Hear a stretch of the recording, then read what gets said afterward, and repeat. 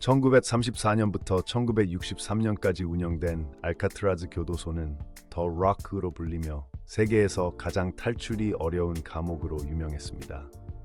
샌프란시스코만 한가운데 위치한 이 섬 감옥은 차가운 해류와 강력한 조류, 철저한 감시 시스템으로 인해 탈출 시도 자체가 무모한 도전으로 여겨졌습니다.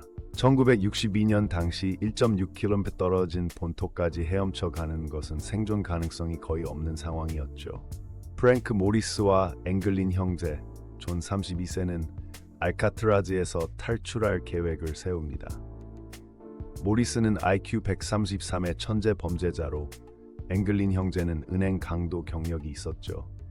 이들은 6개월간 비밀리에 준비하며 가위로 벽을 파고 종이로 만든 가짜 머리를 침대에 놓아 도주 시간을 벌 계획을 세웠습니다.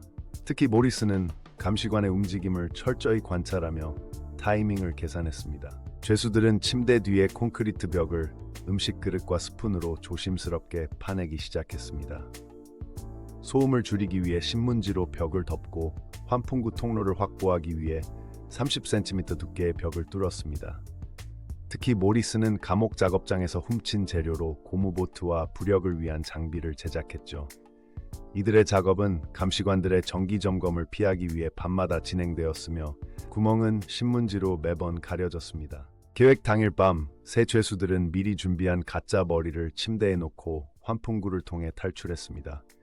30cm 너비의 구멍을 통해 기어나간 후 지붕까지 15m 높이의 환기 샤프트를 올라갔습니다. 이들은 감시탑의 사각지대를 이용해 지붕에서 해변까지 이동했으며 비가 오는 어두운 밤을 택해 탈출했죠. 감시관들은 다음날 아침이 되어서야 가짜 머리를 발견하고 탈출 사실을 알게 되었습니다. 지붕에 도달한 죄수들은 미리 준비한 비옷을 입고 고무보트를 부풀리기 시작했습니다. 이들은 감옥 작업장에서 훔친 50개의 비닐 비옷을 접착제로 붙여 만든 2m 길이의 뗏목을 사용했죠. 특히 앵글린 형제는 어릴 적 어부였던 경험을 살려 조류와 파도를 계산했습니다.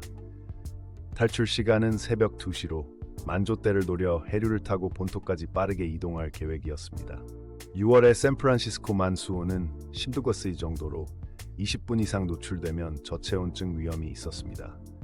게다가 최대 9km/h의 강한 조류가 흐르고 있어 수영으로 건너기는 거의 불가능했죠.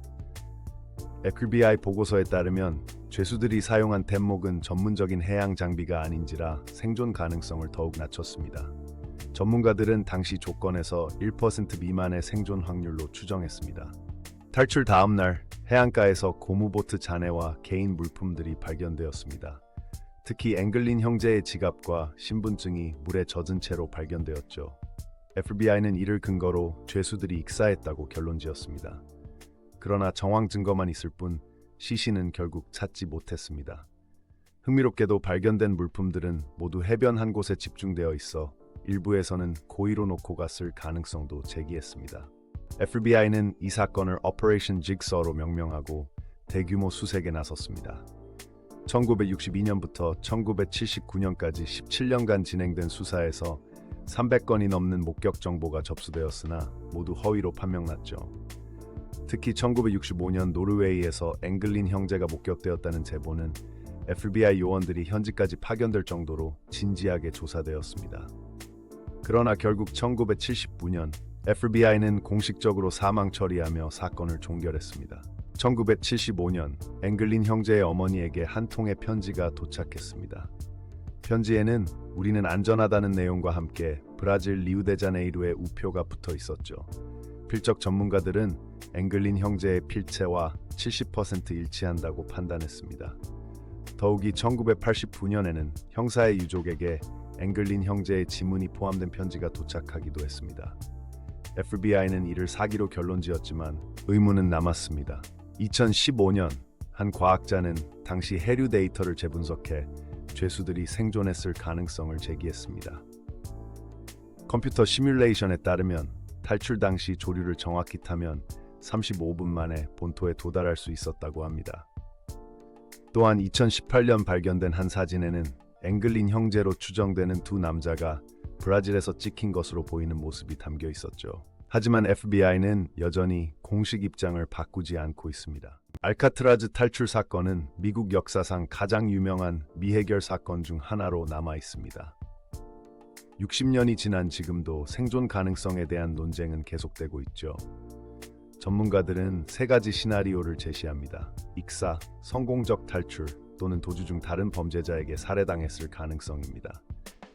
2020년 한 다큐멘터리 팀은 앵글린 형제의 조카 DNA를 바탕으로 새로운 조사를 시작했지만 아직 결정적 증거는 찾지 못했습니다.